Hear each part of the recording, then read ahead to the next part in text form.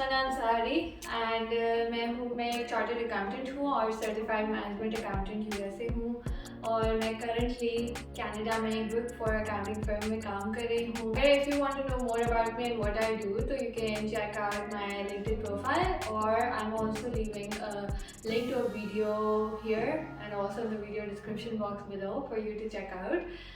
आप लोगों का बहुत बहुत शुक्रिया, आप लोगों ने बहुत अच्छा रिस्पांस दिया on my previous videos on for CA students. I am glad कि आपको वो हेल्पफुल लगी वीडियोस, मुझे काफ़ी अच्छे रिस्पांस आया इवन ऑन इंस्टाग्राम वगैरह भी, तो I am glad about that. तो I am here today on your request to make a video on FR की टिप्स, क्योंकि वो काफ़ी सारे लोगों ने रिक्वेस्ट की थी। And before we move on, please make sure that you subscribe to my channel because that is the main motivation for me to come here and do all of this for you, because I know that there are so many people who are listening to this. तो इसलिए it would be really nice अगर आप जो हैं वो subscribe कर देंगे channel को और जाने से पहले वीडियो को लाइक भी करके जाएंगे। तो आज आ जाते हैं एफआर की टिप्स पे। और एफआर आई अंडरस्टैंड एक बहुत बड़ी बला है जो मेरे लिए भी बहुत ही बड़ी बला थी। ऐसा लगता था कि सीए फाइनल्स की अगर एक बहुत बड़ी बला है तो वो है एफआर। तो आज हम उस बला के बारे में बात करेंगे। अच्छा, एफआर एक ऐसा सब्जेक्ट है जिसके लिए आपको टीचर की ज़रूरत होगी। ये एक ऐसा सब्जेक्ट है जो मुझे ऐसा लगता है कि टीचर के बगैर नहीं पढ़ा जा सकता। हालांकि मैं वो हूँ जो कि मैक्सिमम जिसको कोशिश होती है कि जो चीज़ सेल्फ स्टडी से हो सके वो बस हो जाए। तो इवन मेरे लिए भी एफआर वाज वन सब्जेक्ट जो मेरे ख्याल में मैं टीचर के बगैर नहीं कर सकती थी। तो सबसे पहली चीज़ तो ये कि फाइंड अ गुड टीचर, और दूसरी इंपॉर्टेंट चीज़ ये है कि आपने जब जिस सेशन में एग्ज़ाम देना है प्रेफरेबल ये है कि आप उसी सेशन में क्लासेस लें। दूसरी इंपॉर्टेंट चीज़ ये है कि आपने इस सब्जेक्ट को अप्रोच कैसे करना है, इसकी स्टडी को अप्रोच कैसे करना है, ठीक है। तो सबसे पहले तो आप क्या करेंगे, आपने जिन टीचर की क्लास ज्वाइन की हुई है आपने उनकी क्लास में बैठ के प्रॉपर नोट्स बनाने हैं और वो नोट्स आपके अपने हैंड रिटन नोट्स होने चाहिए। आपने किसी टीचर के नोट्स फॉरवर्ड करने पे या किसी फ्रेंड के नोट्स फॉरवर्ड करने पे रिलाय नहीं करना है, क्योंकि आपके जो हैंड रिटन नोट्स होंगे उससे बेटर कोई नोट्स नहीं हो सकते। तो प्लीज़ मेक श्योर कि आप क्लास में जो भी है वो नोट डाउन करें अपनी हैंड राइटिंग में अपने हिसाब से। और मैं ये करती थी कि इंटरेस्टिंग बनाने के लिए मेरे पास हमेशा 2 या 3 कलर के पेन्स होते थे, जस्ट टू मेक श्योर कि नोट जो आपके रजिस्टर है वो भी थोड़ा इंटरेस्टिंग लगे, थोड़ा कलरफुल लगे। अगर आपको भी ऐसे शौक है तो आप वो भी कर सकते हैं, पर नोट्स आपको अपने खुद बनाने हैं। उसके बाद ये एक ऐसा सब्जेक्ट है जिसके अंदर आपको जो फॉलो अलॉन्ग करना है ना टीचर के साथ साथ, वो बड़ा ज़रूरी है, क्योंकि उसके बगैर क्लासेस लेने का कोई फ़ायदा नहीं है अगर आप साथ साथ फॉलो अलॉन्ग नहीं करेंगे। स्पेशली क्योंकि आप लाइव क्लासेस ले रहे हैं तो आपके पास ऑप्शन है कि आप क्वेश्चंस वगैरह कर सकते हैं। और अगर आप फॉलो अलॉन्ग नहीं कर रहे हैं, आप सिर्फ सुन रहे हैं कि हाँ मैं देख लूँगा 1 महीने बाद इसके क्वेश्चन कर लूँगी या कुछ भी ऐसे सोच रहे हैं, तो वो फिर बेनिफिशियल नहीं होगा, क्योंकि आप साथ साथ सवाल नहीं कर पा रहे होंगे, प्लस वो इन्फॉर्मेशन प्रोसेस ही नहीं हो रही होगी, तो आप उससे आगे ही नहीं बढ़ेंगे, आप बेसिक्स पे ही कहीं पे स्टक होके रह जाएंगे। तो ये एक ऐसा सब्जेक्ट है जिसमें आपको टीचर के साथ साथ चलना, जो टीचर कह रहे हैं क्वेश्चंस प्रैक्टिस करने को वो करना, या टीचर के नोट्स को समझना, या अदरवाइज उनको हर क्लास से पहले रिवाइज कर लेना बड़ा ज़रूरी है, वरना इसके बगैर आप प्रॉब्ली एफआर में उतने प्रोफिशिएंट नहीं हो पाएंगे जितना आप होना चाहते हैं। तो इसके लिए आपने ये भी करना है कि नेक्स्ट क्लास से पहले आपने कोशिश करनी है कि जितना आपको टीचर ने पढ़ाया है उससे रेलेवेंट जो भी कंटेंट स्टडी टेक्स्ट में है वो आपने ऑलरेडी रीड कर लिया हुआ है बिफोर योर नेक्स्ट क्लास, ताकि अगर आपको कोई क्लैरिफिकेशन चाहिए, कोई ऐसी बात है जो कन्फ्लिक्टिंग हो रही है या कोई ऐसा सिनेरियो है जो कि बुक में मेंशन है और सर ने नहीं पढ़ाया है, टीचर ने नहीं पढ़ाया, और वो आप उनसे पता करना चाहते हैं कि वो if they could explain that scenario to you, तो आप तभी पता कर सकेंगे अगर आपने वो पहले उनकी नेक्स्ट क्लास से पहले वो थोड़ा सी रीडिंग कर ली होगी। तो स्टडी टेक्स्ट को अगली क्लास से पहले पढ़ लेना एक बहुत ही अच्छी प्रैक्टिस है और मैं बहुत रिकमेंड करूँगी सर। अगर आपके पास ये है कि कभी ऐसा है कि क्लास से पहले इतना टाइम आपको मिल गया है कि आप अब वो वाला सेक्शन और उसकी स्टैंडर्ड भी पढ़ सकते हैं जो आपको क्लास में डिस्कस हुआ है पिछली बार क्लास में, तो फिर मैं कहूँगी कि आप वो वाला पार्ट ऑफ द स्टैंडर्ड भी पढ़ लें क्लास से पहले, ताकि अगर उससे भी रेलेवेंट आपके पास कोई क्वेश्चन हैं तो वो आप ज़रूर पूछें क्लास में, ताकि आपको उसी तरीके उसी टाइम वो चीज़ क्लियर हो जाए।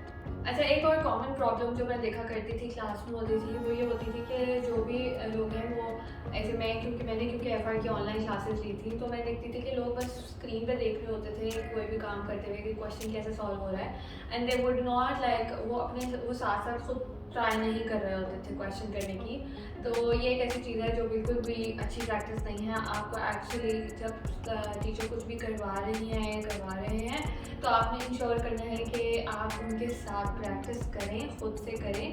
अगर आपकी कोई चीज़ मिस हो जाती है तो आप कभी किसी कॉलीग से, या आपके पास अगर उसकी रिकॉर्डिंग अवेलेबल है उससे, या कैसे भी पता कर सकते हैं कि इसको कैसे सॉल्व करना था, या ये पॉइंट मेरा मिस हो गया।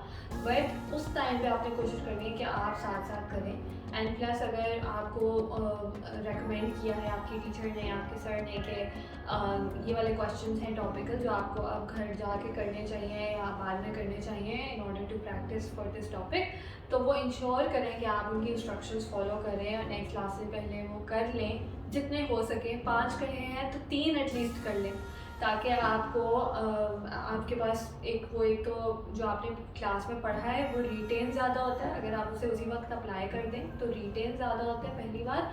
और दूसरी बात ये है कि अगर आपके कोई क्वेश्चन है तो अगली क्लास में आपके जो टीचर हैं वो ज़रूर इनवाइट करते हैं कि पिछले टॉपिक से किसी के पास कोई क्वेश्चन है तो पूछ लें। तो वो आपके पास एक गोल्डन अपॉर्चुनिटी होती है और वो आप मिस कर देते हैं अगर आपने अपना ड्यू होमवर्क ना किया हो।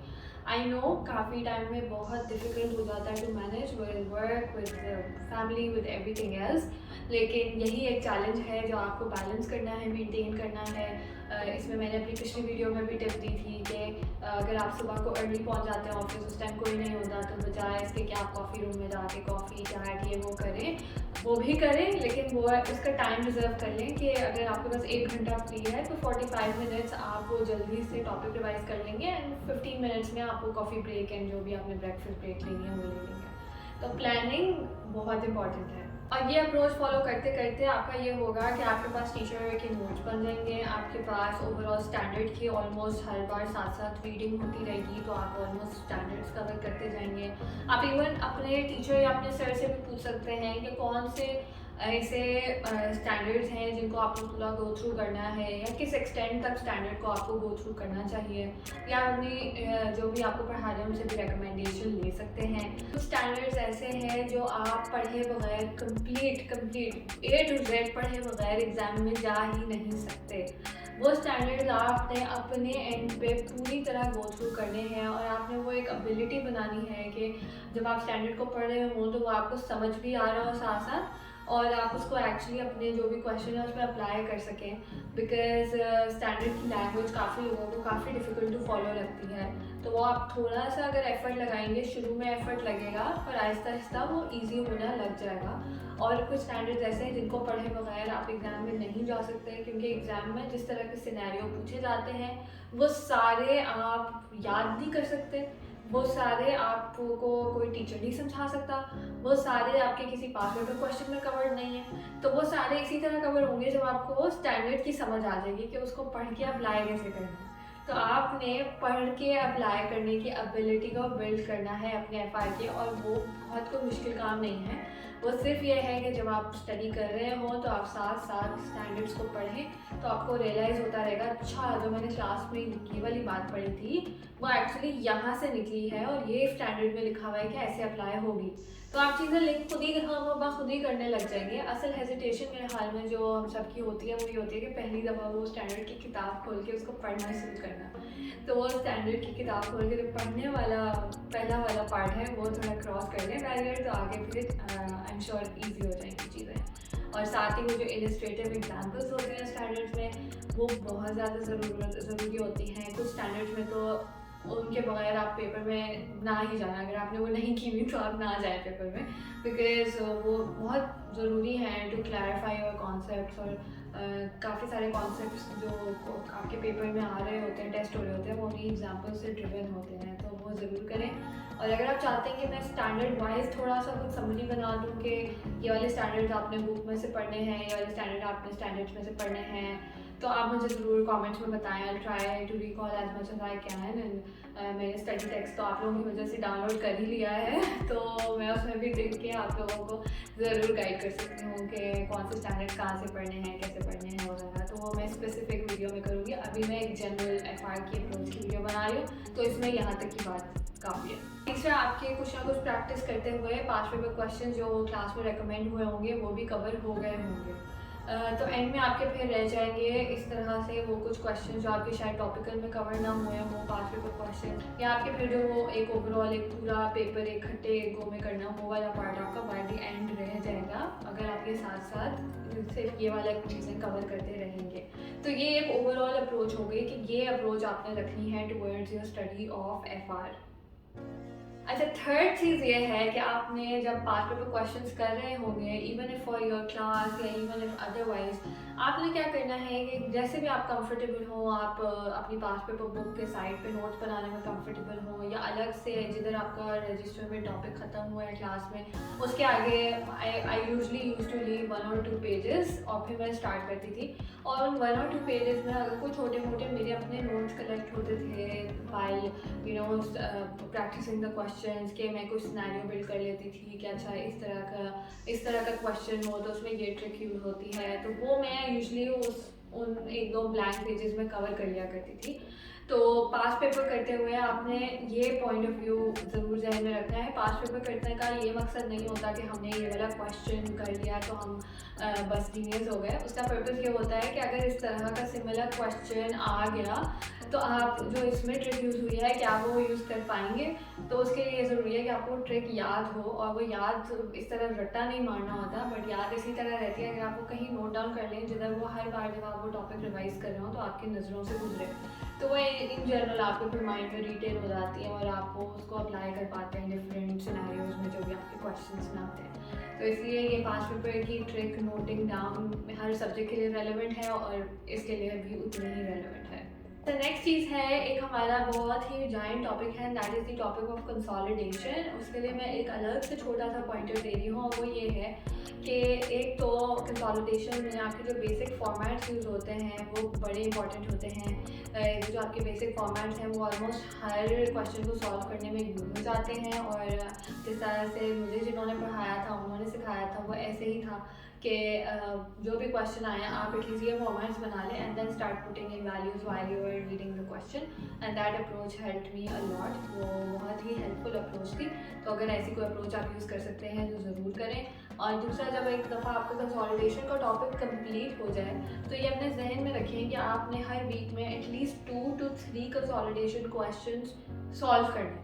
लाइक आपको अगर कोई और भी किट मिल सकती है प्रैक्टिस करने के लिए क्वेश्चंस की, आपके पास प्रैक्टिस किट तो है ही, उसके अलावा अगर आपको कोई ACCA की क्वेश्चंस की किट मिल जाती है या कुछ भी आपको टीचर प्रोवाइड करते हैं, मेरे सर ने प्रोवाइड की थी, तो बस मेरा एम होता था कि वो जितने भी types of scenarios of consolidation होते हैं बस मतलब हर हफ्ते में 2-3 कंसोलिडेशन के क्वेश्चन बस कर लेने हैं ताकि वो टॉपिक आपका रिवाइज होता रहे, क्योंकि दैट इज़ वन टॉपिक वो ईज़िली भूल जाता है एंड काफ़ी ईजी कॉन्सेप्ट भी उसके भूल जाते हैं अगर आप वो प्रैक्टिस में ना रखें। तो कंसोलिडेशन के लिए ये बेसिक टिप बहुत इंपॉर्टेंट है। अच्छा, एक चीज़ जिसमें कोई भी कॉम्प्रोमाइज़ नहीं है FR में, वो ये है कि आपने पूरा का पूरा सिलेबस कवर करना है। इस पर कोई भी कॉम्प्रोमाइज़ नहीं है FR में। FR में क्वेश्चन कहीं से भी आ सकता है, और जो टॉपिक आपको लगता है कि ये तो एक ट्रिक है, ये तो बिल्कुल ही बेसिक्स है, इसे आ भी गया तो 5 मार्क्स का क्वेश्चन होगा, ये बिल्कुल भी ट्रू नहीं है। कोई भी 20 मार्क क्वेश्चन भी किसी एक छोटे से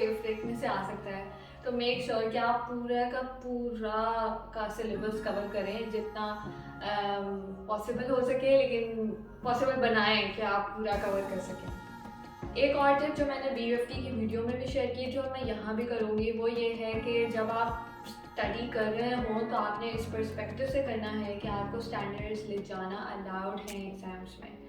तो इसलिए आपने उसकी अंडरलाइनिंग, उसकी हाईलाइटिंग इसी पर्सपेक्टिव से करनी है कि आपने ये स्टैंडर्ड ले जाना है, और जब आप एग्ज़ाम में इस्तेमाल करेंगे तो आपको क्या चीज़ें हाईलाइटेड होनी चाहिए जो आपको हेल्प करेंगी। तो उसी हिसाब से हाईलाइटिंग करें, कलर कोडिंग कर लें, स्टिकी नोट्स लगा लें फॉर्मेट्स के लिए, एग्जांपल्स के लिए। जो आपको हेल्पफुल लग रहा है पास पेपर क्वेश्चन सॉल्व करते हुए, वो आपके ऊपर डिपेंड करेगा। वो कोई और आपके लिए डिफाइन नहीं कर सकता कि इधर स्टिकी नोट लगा लो या इधर हाईलाइट कर लो। वो आप खुद बेटर डिसीजन कर सकेंगे। वो ज़रूर करें। इसी पर्सपेक्टिव से स्टैंडर्ड को यूज़ करें। वही स्टैंडर्ड की बुक्स यूज़ करें जो आपने एग्ज़ाम में लेके जानी है। Which is why I also recommend कि क्योंकि स्टैंडर्ड्स में चेंजेस वगैरह भी आ जाते हैं, तो मैं हमेशा यही रिकमेंड करती हूँ कि या तो सेम सेशन में क्लासेस लें या मैक्सिमम उससे एक सेशन पहले की क्लासेस लें। अच्छा, उसके अलावा आपकी जो मार्क स्कोरिंग टॉपिक्स हैं, जैसे specialised financial statements type topics हैं, जो काफ़ी जिसके पेट क्वेश्चन टाइप आ जाते हैं और बहुत high scoring mark scoring area होता है वो, तो इंश्योर करें कि वो आपके परफेक्टली कवर्ड हों, ताकि एटलीस्ट वो क्वेश्चन आए तो आप उसमें, अगर 15 मार्क्स का क्वेश्चन है तो आपके 15 आने चाहिए उसके अंदर, तो उसके अंदर कोई कॉम्प्रोमाइज़ ना करें। और एक और ट्रिक जो BFD में भी रेलेवेंट थी और यहाँ भी रेलेवेंट है, वो यही है कि आपने हमेशा प्रैक्टिस जो करनी है वो नीट में करनी है। आपने इंश्योर करना है कि जो भी क्वेश्चन आप प्रैक्टिस कर रहे हैं, प्रैक्टिस किट का, पास पेपर का, सर का दिया हुआ, टीचर का दिया हुआ, कुछ भी कर रहे हैं वो आप प्रैक्टिस नीट में कर रहे हैं। आप अगर लाइनें लगाते हैं तो, अगर आप रूलर से लगाते हैं तो रूलर से लगानी है। हमेशा इसी तरह प्रैक्टिस करना है। ये नहीं वरी करना कि पेज आया हो रहा है, कुछ ऐसे आपने ज़्यादा अगर पेज आया होने की वजह तो आप पेपर रिसाइकिल कर लें, लेकिन क्वेश्चन हमेशा नीट में सॉल्व करें। जितनी जगह आप एग्ज़ाम में लेंगे उतनी ही जगह पे सॉल्व करें, क्योंकि ये बहुत इसको बहुत अंडररेट किया जाता है इसकी इम्पोर्टेंस को, पर एक्चुअली यही वो छोटी छोटी चीज़ें हैं जो आपको एग्ज़ाम में हेल्प करती हैं, बेटर टाइम मैनेजमेंट में, बेटर प्रेजेंटेशन में। क्योंकि जब आप प्रैक्टिस नीट में करेंगे तो आप एग्ज़ाम में भी नीट करेंगे। जब आप एग्ज़ाम में नीट करेंगे तो बेशक आप एक क्वेश्चन में कोई 10 मिनट करके 11वें मिनट पे आप उसमें स्टक हो गए, लेकिन जो पिछले 10 मिनट में आपने किया है वो एटलीस्ट विजिबल है। अगर वो आपने छोटे मोटे कीड़े मकोड़े इधर उधर बनाए हुए हैं तो एग्जामिनर को लग रहा है कि आपने वो 10 मिनट जो भी आपने उसमें लगाए होंगे वो आपने कंप्लीट ज़ाया किए और वो इक्वल टू ज़ीरो। तो इसलिए वो इक्वल टू ज़ीरो नहीं होने देना, आपने उसको कुछ ना कुछ प्लस करना है। और वही कुछ प्लस मार्क्स होते हैं जो अक्सर फिर हम बैठे होते हैं और हम कहते हैं कि 48 पे फेल हो गया या 45 पे फेल हो गया। तो यही कुछ छोटे छोटे मार्क गेनिंग टेक्निक्स होती हैं जो आपको एक्चुअली वो पासिंग क्राइटेरिया से आगे लेके जाती है। तो आज के लिए FI की टिप्स इतनी ही हैं। ऑलरेडी आई थिंक काफ़ी लंबी वीडियो हो गई है। मैंने सोचा था कोई क्विक टिप्स जैसी वीडियो बन जाएगी, पर ऑलरेडी आई थिंक लंबी हो गई है। पर वक्तन फ़वक्तन जब भी और ख्याल आएगा तो मैं इस पर ज़रूर वीडियो बनाऊंगी, क्योंकि एक ऐसा टॉपिक है जो इतना वास्ट है और इसको स्टडी करने के लिए भी लोग डिफरेंट अप्रोचेस करते हैं। किसी के लिए कुछ वर्क करती है, किसी के लिए कुछ। तो आपके लिए क्या अप्रोच वर्क की, अगर आपने ऑलरेडी पास कर लिया हुआ है तो फिर ज़रूर वो कमेंट्स में बताएं। और अगर आपने नहीं किया और आपको क्या प्रॉब्लम्स फेस होती हैं यूजली, तो वो भी मुझे कमेंट्स में बताएं और मैं अगर उस पर कोई वीडियो बना पाऊँगी तो ज़रूर बनाऊँगी सॉरी। और एक और वीडियो रिक्वेस्ट हुई है कि टाइम मैनेजमेंट की इन एग्ज़ाम्स, जैसे BFD के एग्ज़ाम या FI का एग्ज़ाम एंड ऑल, तो वो भी मैं कोशिश करती हूँ कि मैं टाइम मैनेजमेंट के बारे में कुछ हेल्पफुल टिप्स दे सकूँ आपको। तो इसलिए stay tuned to the channel, and if you have not subscribe till now then please hit the subscribe button और वीडियो को लाइक करना ना भूलिएगा। और प्लीज़ अपने फ्रेंड्स के साथ भी शेयर करें जो भी इस टाइम स्ट्रगल कर रहे हैं FI के साथ या इन जनरल CA के साथ, तो आई एम श्योर उनको ये वीडियोस हेल्प कर सकती हैं। Until next time, goodbye and see you again.